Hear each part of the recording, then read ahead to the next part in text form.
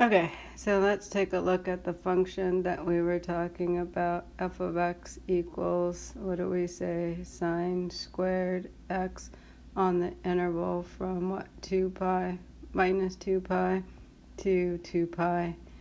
Yesterday we said that the derivative was going to equal a 2 sine x cosine x, which also equals sine 2x.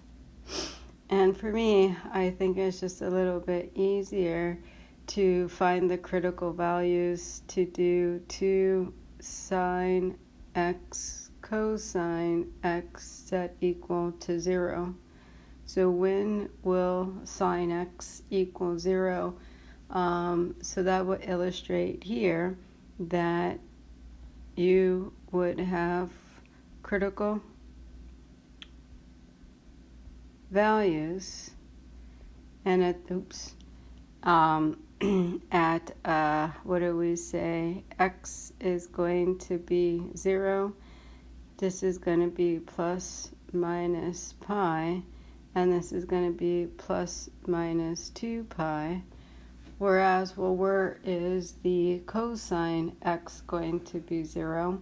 That's going to be plus minus pi over 2 and plus minus 3 pi,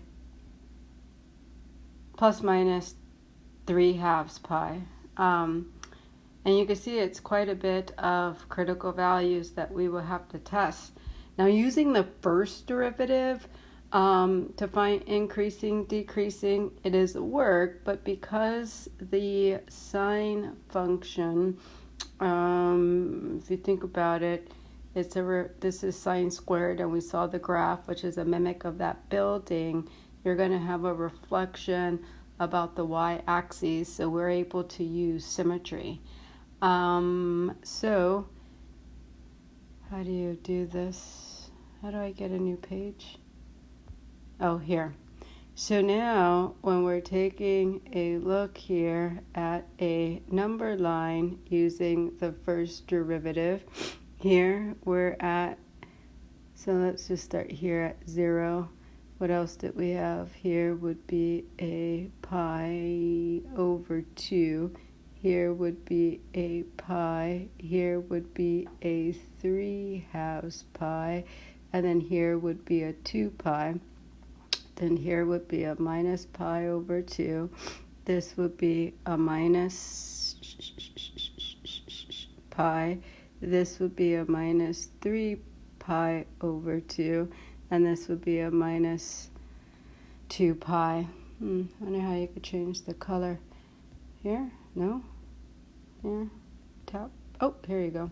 So now what this is illustrating, I may take a look here using the derivative of x to be the sine of the, what's going on? Of the 2x, 2d, what is going on?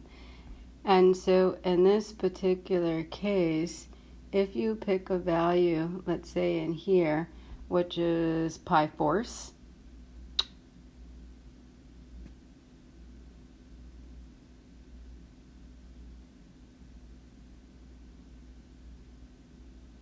I'm thinking, so f prime of, let's say, pi fourths, isn't that going to be sine,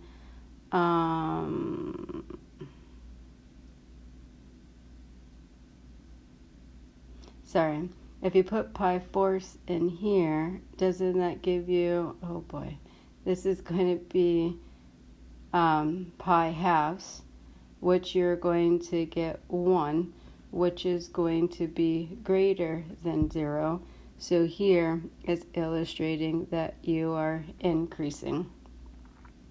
And then if you pick a value here, I think it's probably best to go with the multiples of pi fourths, right? So if you're going to be in quadrant 2, and if you're taking pi halves and you're adding the pi fourths, that is going to be 3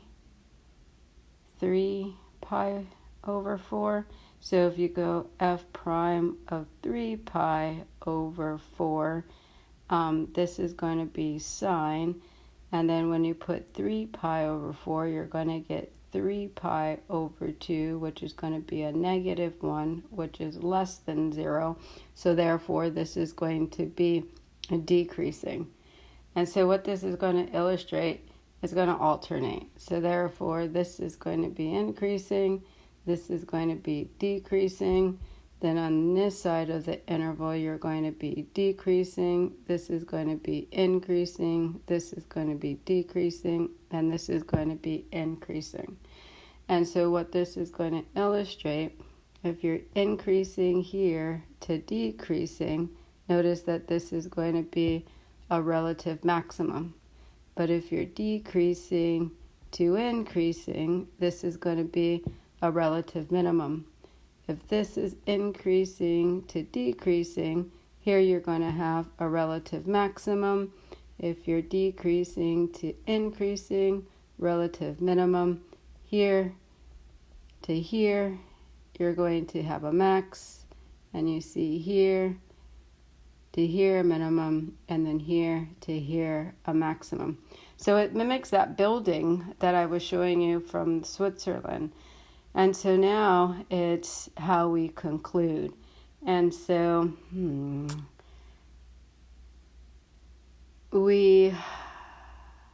it's too bad I can't move this. What does this do?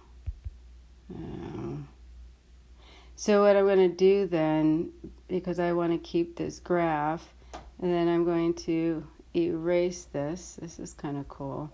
I'm using the iPad instead of my tablet because I forgot it at work as usual. And so if I, oh goodness. And so here, well, I don't know. I kind of did a pause. So I'm not too sure where it stopped. But anyhow, this would be our conclusion. I would interject in class from the pause. But what I was just showing you, at these critical values, notice that your graph changes. Either you're concaved up or you're concave down. And using the first derivative, that's quite taxing. So we want to be able to use what is called the second derivative test to determine where these relative mins and maximums are going to occur as well. And that would be what we're going to emphasize today. So it's very important that we calculate the first derivative, set that first derivative equal to 0, or you do have an undefined case to find the critical values.